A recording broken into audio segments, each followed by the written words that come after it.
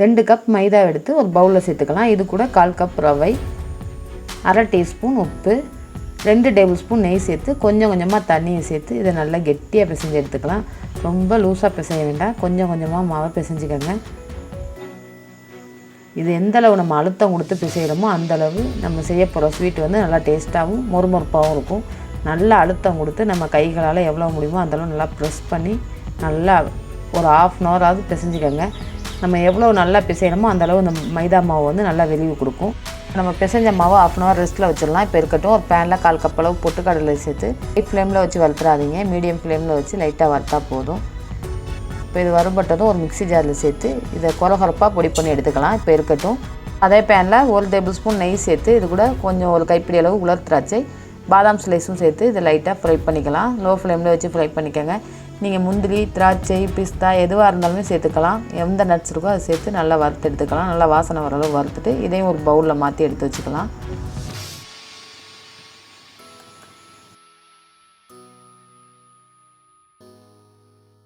இப்போ இது கூட 1 கப் அளவு தேங்காய் துருவல் எடுத்து வச்சுருக்கேன், அதையும் சேர்த்துடலாம். சேர்த்துட்டு ஒரு கைப்பிடி அளவு பொட்டுக்கடலையும் சேர்த்து லைட்டாக வறுத்துக்கலாம். தேங்காய் நல்லா ட்ரை ஆகிற அளவுக்கு அந்த தண்ணி பசையெல்லாம் போகிற அளவுக்கு நல்லா வறுத்துக்கோங்க. வறுத்துட்டு இது கூட 1 டீஸ்பூன் எள்ளு, இது ஆப்ஷனல் தான், இருந்தால் சேர்த்துக்கோங்க, இல்லாட்டி விட்டுருங்க. இப்போ எல்லாத்தையும் நல்லா வறுபட்டு வந்துருச்சு. தேங்காய் வந்து அந்த நெய்யோட இதில் வாசனையில் நல்லா வறுபட்டு வந்துடும். இப்போ இது நல்லா ட்ரை ஆனதுக்கப்புறம் இதையும் ஒரு பிளேட்டில் மாற்றி எடுத்து வச்சிடலாம். இதை நல்லா ஆற வச்சிடலாம். இப்போ இருக்கட்டும். இப்போ ஒரு மிக்ஸி ஜாரில் 50 கிராம் சுகர் சேர்த்து இதை நல்லா பவுடர் அடித்து எடுத்துக்கலாம். இப்போ இது எல்லாத்தையும் ஒன்று சேர ஒரு பவுலில் சேர்த்துடலாம். நம்ம வறுத்து வச்சுருந்த தேங்காய், பொட்டுக்கடலை, எள்ளு எல்லாம் இருக்குல்ல, அதை ஒரு பவுலில் சேர்த்துட்டு இது கூட 1/4 டீஸ்பூன் ஏலக்காய் பொடி, நம்ம அடித்து வச்சுருந்த பொட்டுக்கடலை பொடி, வறுத்து வச்சுருந்த நட்ஸு, இது கூட சீனியை பவுட்ரு பண்ணி வச்சுருந்தோம், எல்லாத்தையும் ஒன்று சேர்த்து ஒரு சிட்டிகை உப்பும் சேர்த்து எல்லாத்தையும் நல்லா மிக்ஸ் பண்ணிடலாம். இப்போ நம்ம பூர்ணம் நல்லா ரெடி ஆயிடுச்சு. எல்லாம் ஒன்று சேர நல்லா மிக்ஸ் ஆகி வந்ததும் நம்ம மாவு பிசைஞ்சு வச்சதும் ரெடி ஆயிடுச்சுன்னு இப்போ எடுத்து பார்த்துடலாம். இப்போ மாவு ரெடி ஆயிடுச்சு. இப்போ சின்ன சின்ன உருண்டைகளாக இதை உருண்டை எடுத்துக்கலாம். எடுத்துட்டு இப்போ கொஞ்சம் மாவு டஸ்ட் பண்ணி இது சப்பாத்தி மாவு போல் தேய்ச்சி எடுத்துக்கலாம். ரொம்ப கனமாகவும் தேய்க்கக்கூடாது, ரொம்ப லேசாகவும் இருக்கக்கூடாது, மீடியமாக இதை நல்லா தேய்ச்சி எடுத்துக்கோங்க. இப்போது ஒரு சோமாஸ் அச்சு தான் எடுத்துருக்கேன். இதில் நெய் அல்லது எண்ணெயை தடவிக்கோங்க. தடவிட்டு நம்ம எடுத்து வச்சுருக்கு தேய்ச்சி வச்சுருந்த மாவை இது கூட எடுத்து வச்சிடலாம். எடுத்து வச்சுட்டு சென்டரில் பூர்ணம் 2 டேபிள் ஸ்பூன் எடுத்து வச்சுட்டு இது ஓரங்களில் தண்ணியை தொட்டு இப்போ நம்ம நல்லா அமுத்தி ப்ரெஸ் பண்ணி விட்டலாம்.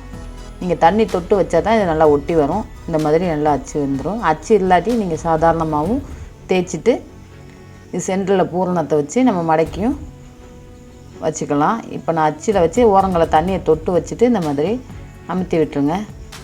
மீதம் உள்ள மாவெல்லாம் எடுத்துடலாம். எல்லா சோமாசையும் இந்த மாதிரி மடக்கி எடுத்து ஒரு பிளேட்டில் எடுத்து வச்சிடலாம்.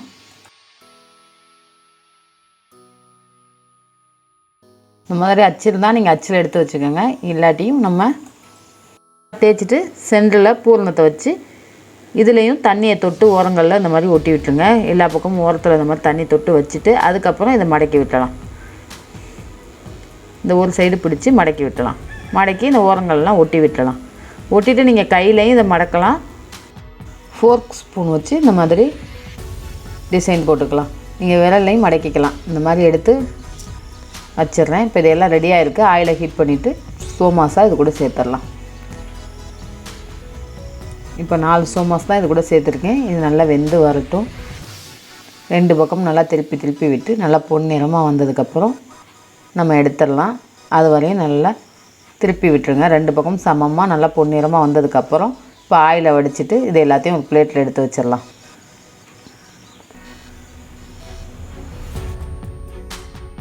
நல்லா ஆயிலை வடிச்சிட்டு இது எல்லாத்தையும் ஒரு பிளேட்டில் மாற்றிடலாம். இப்போ இது எல்லாத்தையும் ஒரு பிளேட்டில் எடுத்து வச்சிடுறேன். ரொம்ப கிறிஸ்பியாக ரொம்ப டேஸ்ட்டான தீபாவளி ஸ்பெஷல் சோமாஸ் சூப்பராக ரெடி ஆயிடுச்சு. டேஸ்ட்டும் ரொம்ப அற்புதமாகவே இருந்து நீங்களும் இதே போல் இந்த தீபாவளிக்கு ஸ்வீட் செஞ்சு அசத்துங்க. இந்த ரெசிபி உங்களுக்கு பிடிச்சிருந்தா லைக் பண்ணி ஷேர் பண்ணுங்கள். மீண்டும் ஒரு தீபாவளி ரெசிபியோடு உங்களை வந்து சந்திக்கிறேன். நன்றி.